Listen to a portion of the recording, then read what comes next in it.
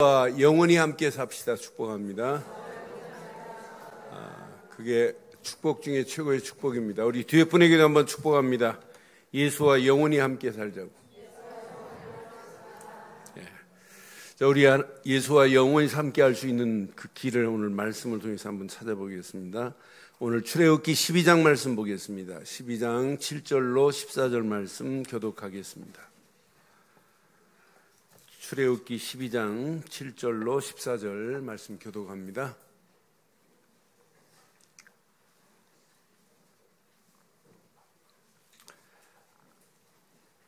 (7절) 그 피를 양 먹을 집 좌우 문설주와 임방에 바르고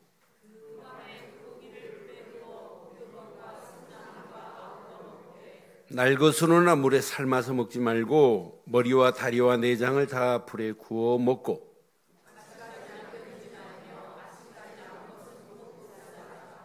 너희는 그것을 이렇게 먹을지니 허리에 띠를 띠고 발에 신을 신고 손에 지팡이를 잡고 급히 먹으라. 이것이 여호와의 유월절이니라.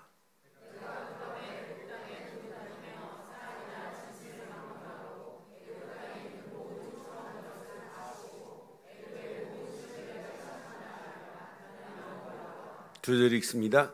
내가 애굽 땅을 칠 때에 그 피가 너희가 사는 집에 있어서 너희를 위하여 표적이 될지라.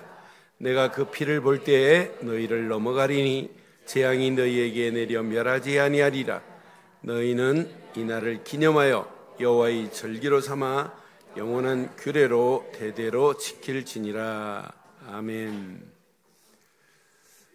우리나라 절기가 24개의 절기가 있어요. 24절기 중에 동지라는 절기가 있어요. 동지는 낮의 길이가 가장 짧은 날이고 밤의 길이가 가장 긴 날입니다. 그래서 동지가 딱 지난 그 다음 날부터는 낮의 길이가 길어지기 시작해요. 그래서 절기 중에 이런 말이 있어요. 동지의 절기에 태양이 부활한다. 그래서 옛날 분들은 설 중에 작은 설이 뭐냐? 동지를 작은 설이라고 여겼어요. 태양이 점점점 커지기 시작한다. 그래서 태양이 부활한다. 그래서 이날의 풍습이 뭐예요? 동지날 풍습이? 팥죽을 끓여서 먹어요? 조상신에게 드려요. 조상신 중에 누구한테 드리냐면 삼신 할매한테 드려요. 삼신이 뭔가 알죠? 삼신이 태를 닫고 열고 하는 건 삼신 할머니가 주관한다네. 그래서 삼신 할머니한테 한 그릇 드려야 되고 성주한테 드려야 돼요. 성주신이 뭐냐면 사드 나오는 성주 말고요. 성주는 뭐냐면 집을 지켜주는 신을 성주라고 그래요. 그래서 장독 뒤에다가도 놓고 뭐 구석구석에 우물에 놓고 해갖고 성주 신에게 이렇게 한 그릇을 드린 다음에 두 번째 동지날 하는 게 있어요. 뭐 할까요? 솔잎을 뜯어다가 솔잎 가지로 팥죽을 묻혀서 뿌립니다. 대문에다 뿌리고 문설주에도 뿌리고 구석구석에 뿌려요. 뿌리고 나면 액이 떠난다고, 재앙을 면한다고, 이런 절기가 있어요. 그 다음에 먹는 거예요. 처음부터 먹으면 부정 타가지고 이상하게 됩니다. 이게 우리의 풍습이 동지입니다. 근데 우리나라만 이런 피 비슷한 빨간색으로 팥죽을 뿌려서 풍습이 우리나라만 있는 게 아니에요. 모든 나라들이 거의 다 있어요.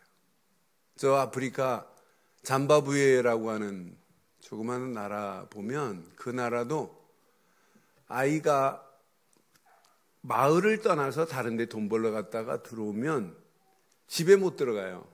그 마을 어귀에서 기다리다가 자기 집에 연락을 해요. 내가 왔다고, 우리 집에 연락해달라고. 그러면 이제 연락을 받고 가서 그 부모가 자식을 위하여 닭 한 마리를 가지고 나와요.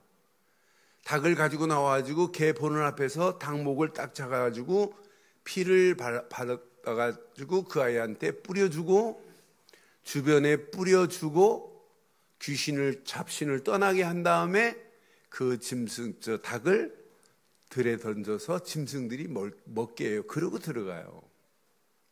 오늘 유월절 어린 양의 피하고 비슷한 피들을 이야기하는데, 이 피는 귀신을 부르는 겁니다. 그러나 오늘 우리가 지금 붙잡아야 할 유월절 어린 양의 피는 귀신을 부르는 것이 아니라 모든 악한 신들을 다 꺾을 수 있는 유일한 피가 유월절 어린 양의 피입니다. 오늘 유월절에 어마어마한 축복이 오늘 전개돼요. 12장에. 유월절의 축복이 전개되면서 사실은 이 절기를 지키되 너희들은 영원히 지켜야 된다. 대대로 지켜야 된다. 자녀들이 물을 때 이 절기를 꼭 지키게 해라 라고 하는 거예요. 그래서 저는 이 본문을 전체적으로 보면서 유월절 날만 지키면 안 되는구나. 유월절은 한 날이 아니구나. 영원히 끝까지 지켜야 되는구나. 그래서 제목을 이렇게 삼았습니다. 함께 하겠습니다. 시작. 365일 유월절을 기념하라. 다시 한번 하겠습니다. 시작. 365일. 그럼 오늘도 기억해야 되고 내일 눈 뜨면 또 유월절을 기억하고 날마다 유월절을 기억하되 이 생을 마칠 때까지 기억하기를 바랍니다. 얼마나 중요했으면 365일 이렇게 제가 만든 제목이 아니에요. 성경을 자세히 일단 보면 오늘 목사님이 이렇게 365일 유월절 지키라는 이유가 바로 이것 때문에 그렇구나. 여러분들이 스스로 깨달아질 수 있어요. 자, 그럼 보세요. 유월절의 의미와 그 축복을 여러분 확인해 보면 제가 서론에 이야기했던 거하고 딱 맞아 들어가는 것들이 한두 가지가 아니에요. 자, 유월절의 의미는 뭐냐? 하나님이요, 유월절을 지키라고 하는 것은 하나님이 제정한 것이고 하나님이 모세와 아론에게 이렇게 시작하라고 하는 거예요. 자, 모세와 아론을 하나님이 불러서 1절에 보니까 이렇게 말씀해요. 여호와께서 애굽 땅에서 모세와 아론에게 일러 말씀하시되, 하나님은 무슨 일을 시작할 때마다 항상 뭘 주시냐면 말씀을 주세요. 그러면은 그 일을 시작할 때 뭘 가지고 시작하면 되냐? 말씀을 가지고 시작하면 돼요. 여러분 잘 아는 아브라함도 본토 친척 아비집을 떠나올 때 하나님이 뭘 주셨냐? 말씀을 주셨어요. 그래서 창세기 12장 1절에 분명히 말씀했죠. 여호와께서 아브라함에게 이르시되 너는 너희의 고향과 친척과 아버지의 집을 떠나 내가 내게 보여줄 땅으로 가라. 이렇게 말씀하셨어요. 그리고 우리의 신앙생활은 뭘 시작은 하는데 말씀 없이 시작한다면 시작하면 안 돼요. 어떤 사람은 자기 생각대로 시작해놓고 말씀을 자꾸 자기 하는 일에 끼워 맞춰가지고 일을 하려고 하니까 안 되는 거거든요.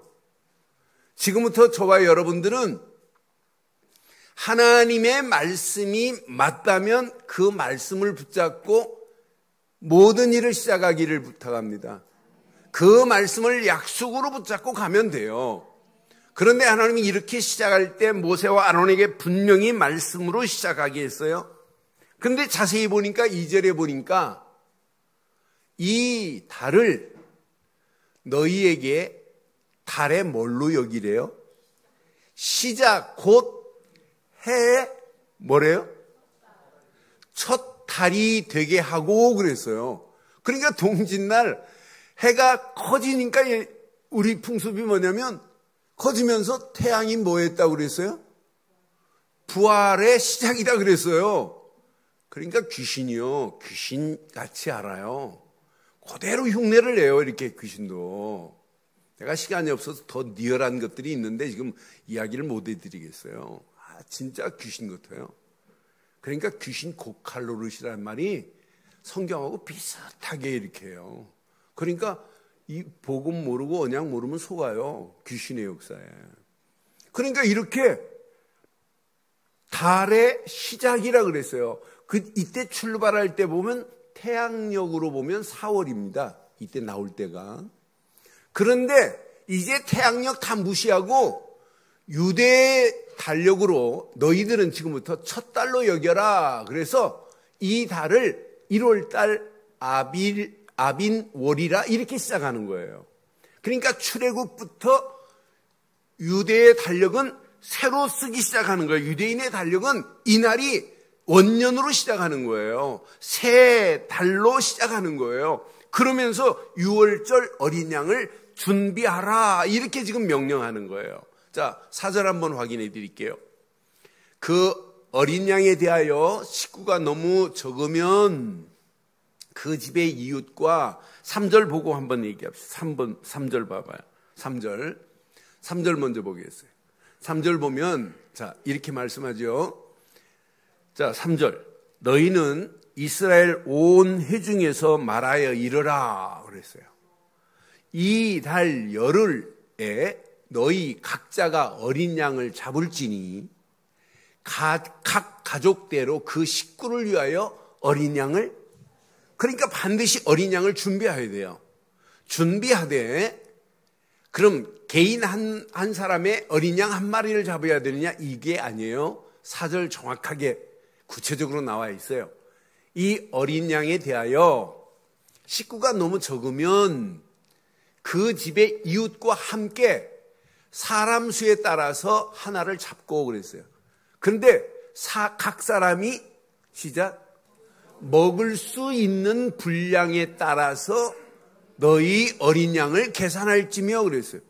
혼자 어린 양 한 마리 먹을 수 있으면 한 마리 잡으면 돼요. 그런데 한 마리 가지고 10사람이 먹을 분량이다 그러면 우리 식구가 5명이면 다른 식구와 합해서 그거 잡아도 된다 이 말이에요.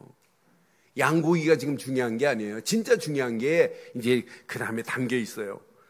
어린 양을 잡되 양도 되고 염소도 돼요. 그런데 흠이 없는 것으로 잡아라. 썰룩발이, 꼬리가 끊어진 거, 귀가 날라 이런 거 잡지 말고 흠이 없는 것으로 해라. 하되 암수는 구별하지 마라. 아니 여자란다. 암컷은 안 되고 수컷으로만 해야 된다라고 하는 거예요. 하나님의 방법 중에 중요한 방법이에요. 레위기에 가면 이제 이 제사의 방법에 왜 그러는지 더 자세하게 나와요. 그런데 이렇게 하되 중요한 건 이게 제일 중요해요. 7절 보세요. 7절. 방법은 이렇게 해야 돼요.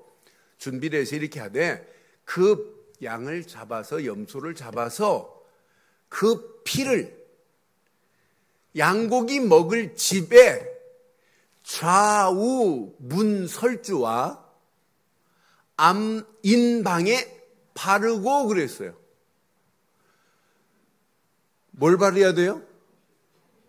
문설주 기둥과 인방에 바를 것이며 그랬어요. 뭘 바르야 되냐면 피를 발라라 이 말이에요. 피를 바르지 않으면 재앙이 넘어가지가 않아요.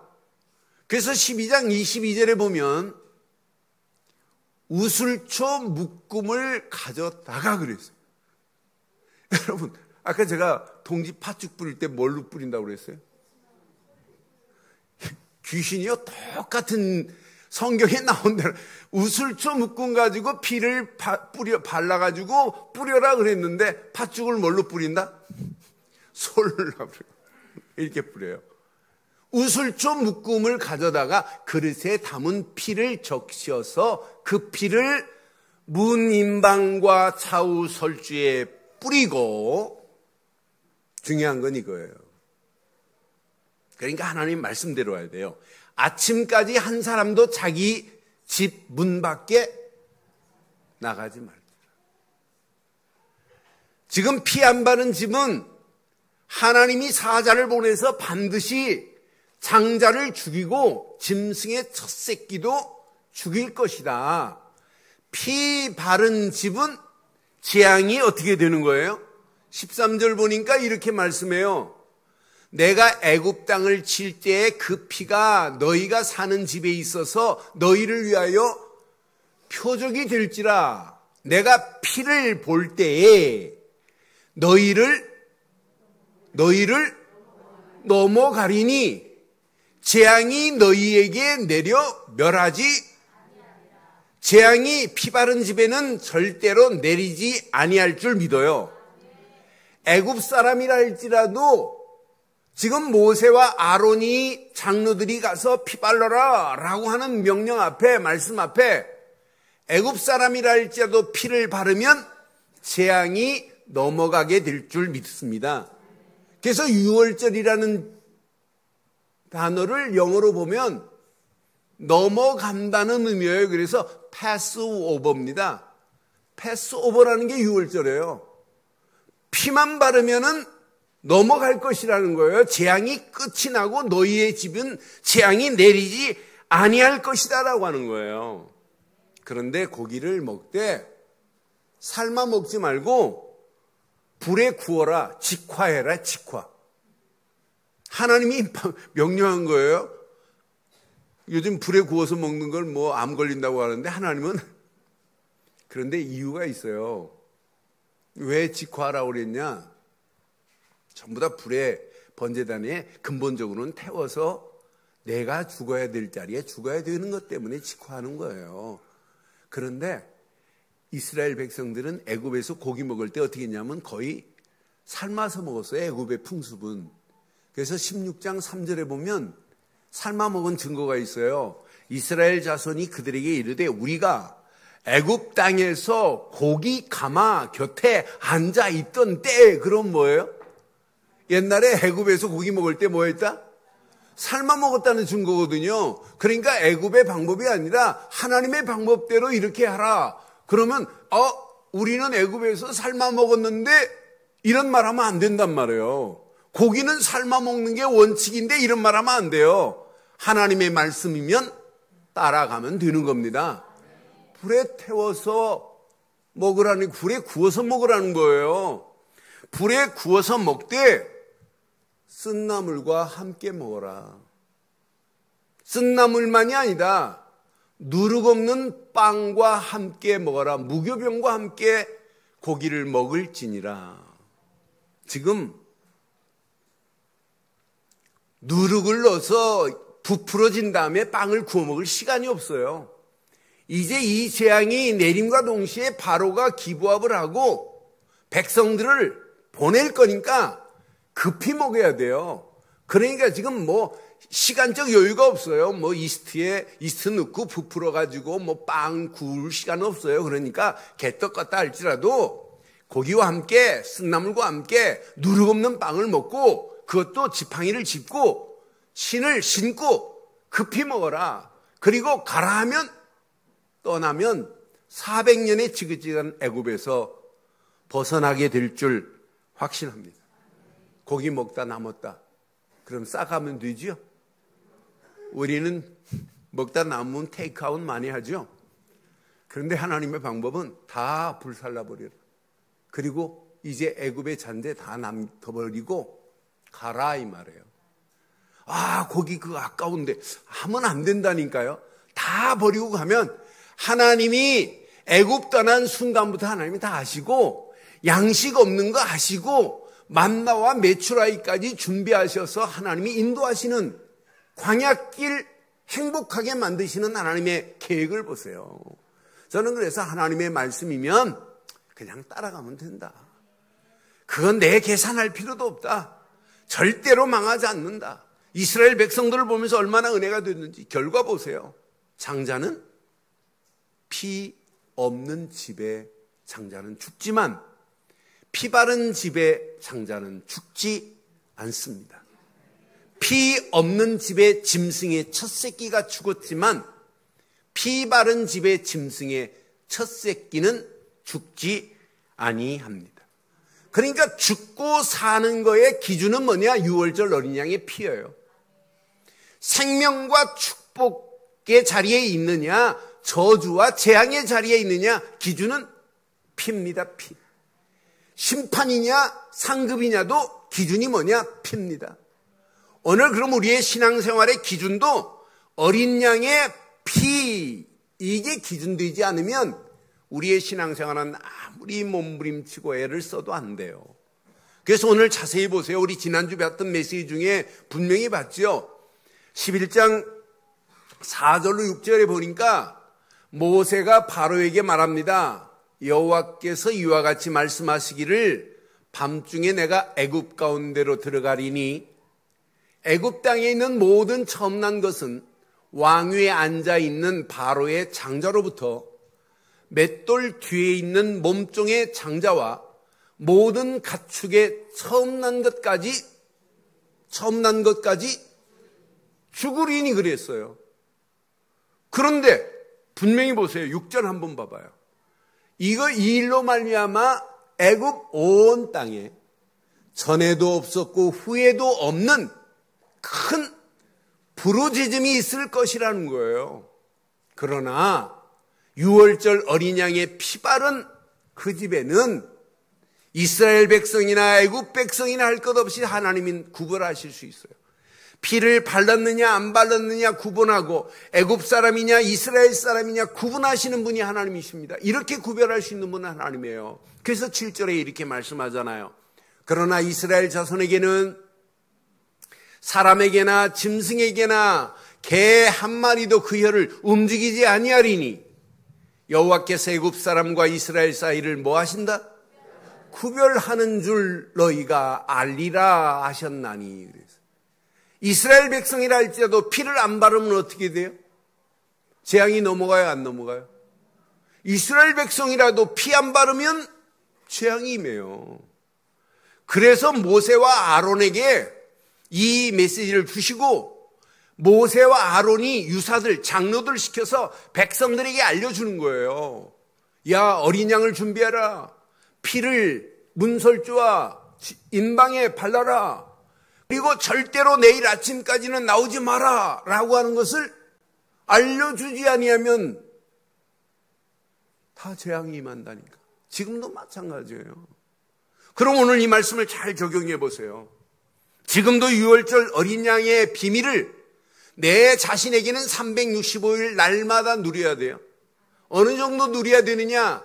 만나는 모든 사람들에게 유월절 어린 양의 피를 증거하고 자녀들에게 이걸 영원한 규례로 절기로 지킬 수 있도록 알려줘야 돼요.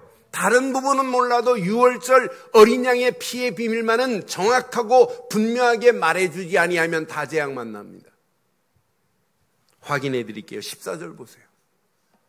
너희는 이날을 기념하여 여호와의 절기로 삼아 시작. 영원한 규례로 대대로. 이건 나만 지키고 한 번으로 지키고 끝나는 게 아니에요.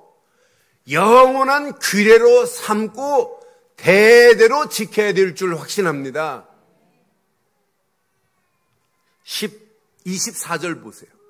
24절 보니까 너희는 이 일을 규례로 삼아 너희와 너희 자손이 영원히 지킬 것이 유월절 절기입니다.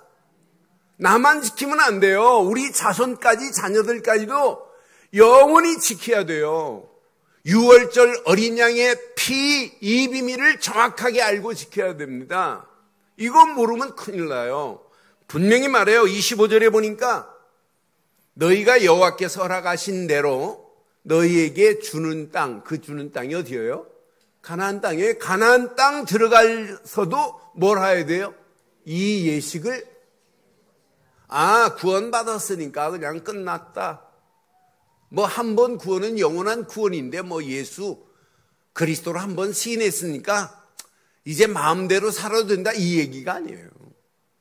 날마다 여러분들은 유월절 어린 양의 피 되신 그리스도가 내 생각과 마음과 영혼 깊숙한 곳까지 뿌리 내리고 체질되고 각인돼야 될 줄 믿어요. 누구를 만나도 이 비밀을 말해야 돼요. 이건 말 안 해주면 큰일 납니다. 자녀들에게 이걸 말해줘야 돼요. 이걸 말 안 해주면 큰일 나요. 이걸 못 해주니까 지금 심각한 문제가 오고 있잖아요. 저 지난주에 우리 권사님 한 분이 어느 오늘 모시고 왔어요. 신앙생활 순수하게 하시는 분이에요. 그래서 이분이 복음을 듣고 영접을 하셨어요. 아, 예수는 정말 그리스도시구나. 그러면서 자기 아이가 초등학교 5학년 아이인데 자기 교회도 아닌 다른 교회 가가지고 일주일에 2시간씩 영성훈련을 초등학교 5학년짜리한테 시킨대요. 하드 트레이닝을 시키는데 애가 갔다 오면 막 짜증낸대. 막 요절을 너무 외라고 한다고. 그래서 내가 그랬어요. 요절을 외우게 하지 마라. 하나를 심어라, 하나. 요절이 저절로 외워질 수 있도록 구원의 감사와 감격 속에 복음을 당신 속에 그리스도를 영접한 것처럼 아이 속에 영접시켜야 된다. 그래서 어제 그저께 목요일 날 저에게 데려왔어요, 그 아이를. 그래서 우리 담당하는 우리 손준목이 복음 전에서 영접시켰어요. 일주일에 2시간씩 영성훈련 시킨다고 그리스도 없는 영성훈련은 영성훈련 아니에요. 예수를 그리스도로 믿는 믿음의 시작이 되어야 영성은 시작되는 거예요. 이걸 빼놓고 아무리 영성훈련 하드 트레이닝을 시킨다고 그 아이가 성장하면 좋겠지요? 아닙니다. 그 아이의 입에서 예수는 그리스도라고 나와서 다른 아이에게까지 예수를 그리스도로 말할 수 있는 게 영성훈련의 끝입니다. 그걸 막 안 가르치고 뭘 가르치겠어요? 오늘 제 얘기가 아니에요. 6월절 어린 양의 피, 6월절의 절기는 이날만 지키면 안 돼요. 영원히 지킬 것이며 대대로 지킬 것이며 분명히 묻지요. 자녀들이 26절부터 7절 봐봐요. 이후에 너희 자녀가 묻기를 아니 이 예식이 무슨 뜻이냐 라고 물으면 어떻게 대답해 주래요? 그 다음 절 봐봐요. 너희는 이르기를 이는 여호와의 유월절 제사라. 여호와께서 애굽 사람에게 재앙을 내리실 때 애굽에 있는 이스라엘 자손의 집을 너무사 우리의 집을 구원하셨느니라. 이렇게 말해주래요. 여러분 자녀가 엄마 뭘 믿는데 하면 믿음 바로 시켜주세요. 예수는 그리스도로 오셨다는 바르고 정확한 6월절 어린 양의 주인공 이분을 바로 심어줘야 돼요. 그게 믿음의 시작 중에 시작인 줄 믿어요. 그 비밀을 모르니까 신앙생활이 힘들고 어렵대요. 저는 그래서 제일 쉬운 게 예수 믿는 건데 예수를 그리스도로 믿으면 되는데 그럼 오늘 이 말씀 중심으로 몇 가지만 한번 가슴에 새겨보세요. 오늘 365일 6월절의 기쁨이 누려지기를 소원하지요? 그럼 오늘 이렇게 한번 해보세요. 365일 6월절의 기쁨을 먼저 찾으세요. 그리고 찾고 누리는 한 주간 되시기를 바랍니다.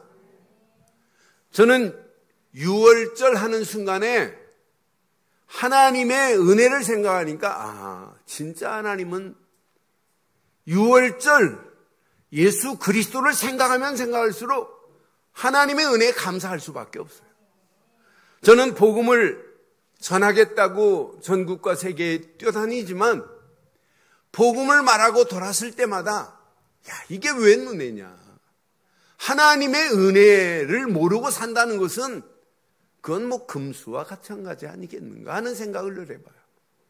내가 하나님의 은혜로 살 수 있다는 게 너무 감사해요. 하나님은요 분명히 완벽한 계획을 가지시고 우리 인간을 짐승하고 다르게 창조하셨어요. 인간만 하나님의 형상대로 창조하셨습니다. 하나님의 형상대로 창조하시고 생육하고 번성하고 땅을 정복하고 다스리고 충만하게 하라. 모든 축복을 하나님은 인간 아담과 하와에게 다 위임해 주신 줄 믿습니다. 이렇게 하나님과 함께하는 축복의 에덴 동산이 낙원이었어요, 사실은. 근데 마귀라는 놈이 와가지고 선악을 알게 하는 열매를 하나님은 먹지 말라고 하는데 자꾸 이놈은 가서 먹으라네.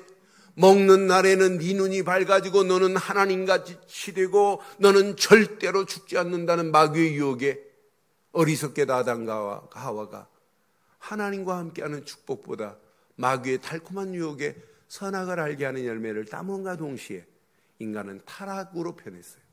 에덴 동산의 축복이, 행복이 불행으로 바뀌었어요. 축복이 저주로 바뀌었어요. 이때부터 인간은 창세기 3장에 붙잡혀가는 거예요. 우리나라만이 아니라 전 세계가 마찬가지예요. 그러니까 나 중심으로 사는 거라 여기에서 행복을 찾지 못하니까 더 네피림 시대에, 노아 홍수 시대의 네피림으로 물질만 향하여 가는 거예요. 그러면서 여기에서 벗어나고 홍수 심판을 당해놓고도 또 깨닫지 못해요. 또 옛날로 돌아가가지고 성공하려고만 바벨탑을 쌓고 하나님 없어도 된다는 거예요. 이런 문화가 창세기의 문화가 아니에요. 지금도 동일한 문화 속에 우리가 살고 있어요. 그런데 하나님은 이런 가운데 하나님은 회복하시려고, 회복시켜 주시려고 계획한 분이 누구세요? 하나님이세요. 완벽한 하나님의 계획을 가지시고 언약을 허락하신 분이 하나님이세요.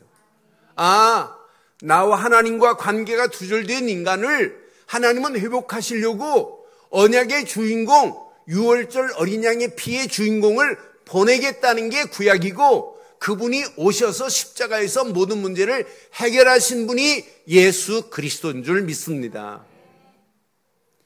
400년 동안 이스라엘 백성들이 지금 애굽 땅에 노예 생활하고 있어요. 바로의 손에 지금 끌려다니고 있습니다. 철저하게 애굽 세상은 고통 중에 있습니다. 애굽이 가나안보다 더 화려하다 할지라도 화려함이 자기를 행복하게 만드는 게 아니거든요. 400년 동안 노예 생활의 지긋지긋함 속에 지금 있는 이런 상황 가운데 하나님은 레인 남자, 레인 여자를 준비하시고 여기에 모세를 태어나게 하시고 3개월 동안 숨겨서 남자아이를 다 바로 임금이 살해하려고 하니까 3개월을 숨겨놨다가 도저히 숨길 수가 없어서 갈대 상자에 담아서 나일강에 띄웠는데 바로의 공주가 모세를 보는 순간에 아들로 삼아버렸어요.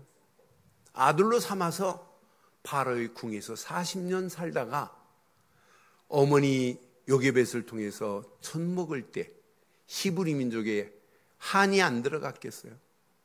자기가 히브리 민족인 걸 자기 피는 못 속이는 거예요. 그러니까 자기 민족을 괴롭히는 애굽 사람을 쳐 죽이다가 살인자로 전락해서 애굽을 떠나 미디안 광야로 갔지만 미디안 광야에서 40년 양치기 하다가 하나님의 부르심 앞에 호렙산 가시떨긴 앞에 섰던 모세예요. 이렇게 하나님이 모세를 준비하셨잖아요. 저는 확신해요. 이 시대도 모세같이 준비한 사람이 있어요. 준비한 가정이 있어요. 하나님이 준비한 가정, 준비한 자녀가 된다면 얼마나 행복하겠어요? 이 일을 말하라고 하나님이 준비한 교회가 있어요. 그 일에 우리가 쓰임받는다면 여러분 인생 어떤 문제가 와도 고민할 필요 없고 염려할 필요 없어요. 하나님이 완벽하게 이 일을 진행해 주실 줄 확신합니다. 그래서 모세를 불러서 지금 계속 하나님이 약속하시는 거예요. 바로에게 가라. 내가 애굽에서 네 백성을 건져내마. 그래서 10가지 재앙 중에 이제 마지막 10번째 유월절 어린 양의 피를 바르지 않으면 장자가 죽는 이런 재앙 앞에 바로 임금이 지금까지 400년 동안 이스라엘 백성들을 자기 것처럼 붙잡고 있다가 해방시키는 장면이 오늘 출애굽기 12장의 장면이에요. 오늘 12장은 평생 잊지 않기를 주의 이름으로 축원합니다. 유월절 어린 양의 피 바름과 동시에 드디어 바로 손에서 빠져나오지, 애굽 땅에서 벗어나지, 400년의 노예 생활이 완전히 청산되는 줄 믿습니다. 이스라엘 백성이 유월절 어린 양의 피만 발랐는데 빠져나왔다. 이 감격이 없다. 그럼 이스라엘 백성 아니죠. 감사가 없다. 이스라엘 백성 아니죠. 감동이 안 된다. 이스라엘 백성 아니에요. 그런데 인간은 날마다 잊어버려요. 저는 해방둥이가 아니에요. 여기 해방둥이 몇 분 계십니다마는 36년 동안 일제에 압박받고 있다가 식민지로 있다가 해방받았을 때 얼마나 좋겠어요. 자기 이름도 마음대로 못 부르고 전부 다 창씨 개명해가지고 나카무라상 뭐 고무라상 뭐 이렇게 사사키상 막 이렇게 부르다가 갑자기 해방을 받았으니 얼마나 행복하겠어요. 어? 그때 막 태극기 물결로 막 독립. 그런데 1년 지나고 2년 지나고 광복 50년, 60년, 70년. 8.15 하면 뭐 생각나요? 노는 날이잖아요. 일본 이런 거 생각 안 하잖아요. 벌써 불과 다 잊어버리고 살아요. 그런데 8.15 해방은 잊고 살아도 6월절은 잊지 맙시다. 8.15 해방은 기억 안만 해도 사단을 꺾을 수 없어요. 그러나 6월절 어린 양의 피, 주인공 되시는 예수 그리스도는 바로 손에서, 바로 같은 사단의 손에서 우리를 건져내시고 애굽 같은 고통에서 우리를 하나님 만나는 길을 내시고 지긋지긋한 노예 생활 같은 죄와 저주에서 우리를 살려내셨습니다. 잊을 게 있지. 이것만은 잊으면 안 돼요. 건강은 잃어버려도 이건 잃어버리면 안 돼요. 돈은 잃어버렸다 할지라도 이것만은 잊으면 안 돼요. 그래서 요한도 이렇게 말해요. 요한복음 1장 29절에 보니까 분명히 이분이 이렇게 오셨다고. 이튿날 요한이 예수께서 자기에게 나오심을 보고 이르되 보라 세상 죄를 지고 가는 하나님의 누구시다? 이분이 6월절 어린 양의 주인공이세요. 요한이 제자들과 함께 걸어가면서 예수님을 보면서 또 말씀합니다. 35절 36절에 보니까 또 이튿날 요한이 자기 제자 중 두 사람과 함께 섰다가 예수께서 거니심을 보고 말하되 시작 보라 우리가 믿는 예수 그리스도만이 하나님의 어린 양 되시는 줄 믿습니다. 이분이 아니면 어떻게 하나님 만나는 길을 열 수 있겠어요? 이분이 아니면 어떻게 죄와 저주에서 어떻게 빠져나오겠어요? 이분이 아니면 마귀 손의 소리가 어떻게 건진받냔 말이에요. 이분을 보내신 하나님의 은혜를 생각할 때마다 하나님께 감사와 감동과 감격 속에 살아가는 게 하나님의 은혜 아니에요? 그러니까 우리의 신앙생활은 하나님의 은혜를 생각할 때마다 당연해요. 감사하는 건. 다음 주 돌아오는 맥주 감사절인데 6월절 어린 양의 피 바른 자들의 발걸음을 하나님이 책임지십니다.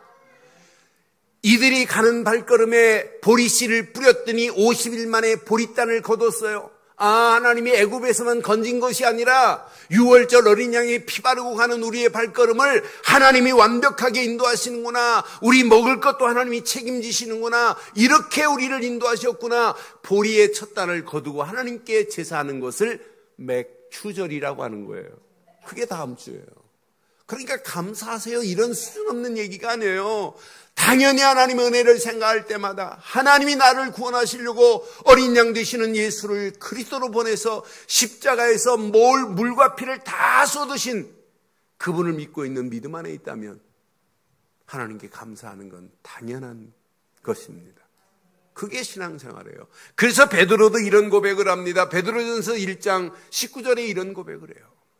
오직 흠 없고 점 없는 어린 양 같은 그랬어요. 흠도 없고 점도 없는 어린 양. 그래서 6월절 어린 양의 어린 양을 드릴 때 흠 없는 수컷으로 드리라는 메시지가 바로 이거란 말이에요. 흠이 있으면 안 돼요. 왜? 이분은 흠도 점도 없으세요. 아무 죄도 없으신 분이 오직 저와 여러분들을 구원하시려고 십자가에서 물과 피를 다 쏟으신 줄 믿습니다. 어린 양 같은 그리스도의 보배로운 피로 된 것이니라 그랬잖아요. 이분의 보혈의 피가 아니면 우리가 어떻게 하나님을 아버지라고 부를 수 있어요? 못해요. 그분으로 말미암아 하나님을 아버지라고 부를 수 있는 축복을 우리에게 허락해 주신 줄 확신해요. 그래서 베드로가 정확하게 20절에 이렇게 고백합니다.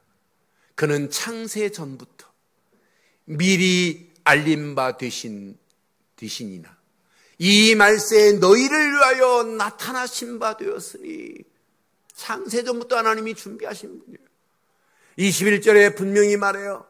21절에 이렇게 말해요. 너희는 그를 죽은 자 가운데서 살리시고 영광을 주신 하나님을 그리스도로 말미암아 믿는 자니 너희의 믿음과 소망이 어디에 있다? 하나님께 있게 하셨느니라.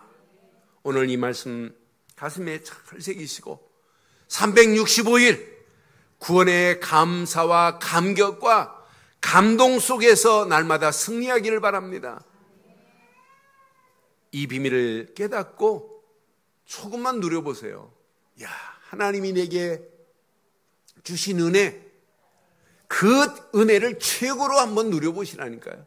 나는 그래서 한 주간 하나님의 은혜를 최고로 누리는 게 신앙생활이구나.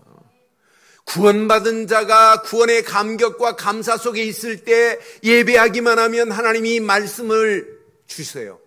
내 믿음의 그릇에 말씀을 담고 사는 게 오늘 예배입니다. 그 믿음의 그릇에 말씀을 담고 말씀에 뿌리 내리기만 하면 달라져요, 사람이. 말씀 붙잡고 기도 속으로 들어가면 성령이 개입하시고 간섭하셔서 우리의 잘못되고 이상한 체질까지도 하나님이 바꿔가실 줄 믿어요. 여러분의 입으로 말로 자녀들의 체질이 바뀌어진다면 마음껏 한번 해보세요. 안 바뀌어요. 누가 역사해야 되느냐? 하나님이, 성령이.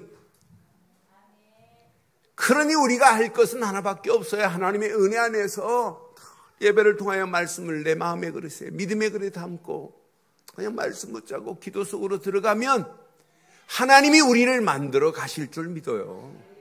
그 은혜 안에서 하나님이 주신 그 은혜를 누리면 하나님이 원하는 게 보인단 말이에요. 내가 이 땅에 살아야 할 이유가 보인다니까요. 내가 돈 벌어야 할 이유가 보이고 앞으로 살아갈 미래가 보인다니까요. 이때 우리의 삶을 하나님은 더 윤택하게 하실 줄 확신합니다. 이런 자에게 하나님은 말씀을 듣기만 하면 복음으로 변화가 되고 그러면서 각인되는 거예요. 그럼 오늘 이 말씀을 통해서 결론을 이렇게 내리겠습니다. 결론. 항상 확인하세요. 유월절 어린 양의 피 되신 그리스도를. 시작. One more time, cue. 유월절 어린 양의 피 되신 그리스도를. 이것만 확인하면 돼요. 두 번째. 항상 누리세요. 하나님이 계속 말씀을 주신 것 가지고 모세와 아론이 따라갔어요. 이스라엘 백성들에게 말씀을 선포했어요. 그 말씀만 붙잡고 가는데 하나님이 함께 하셔서 모든 재앙을 끝내버리잖아요. 말씀을 붙잡고 임마누엘을 누리기를 주의 이름으로 축원합니다. 이런 사람이 조금만 기도 속으로 들어가 보세요. 하나님이 어떤 작품을 만들어내나 항상 체험이 됩니다.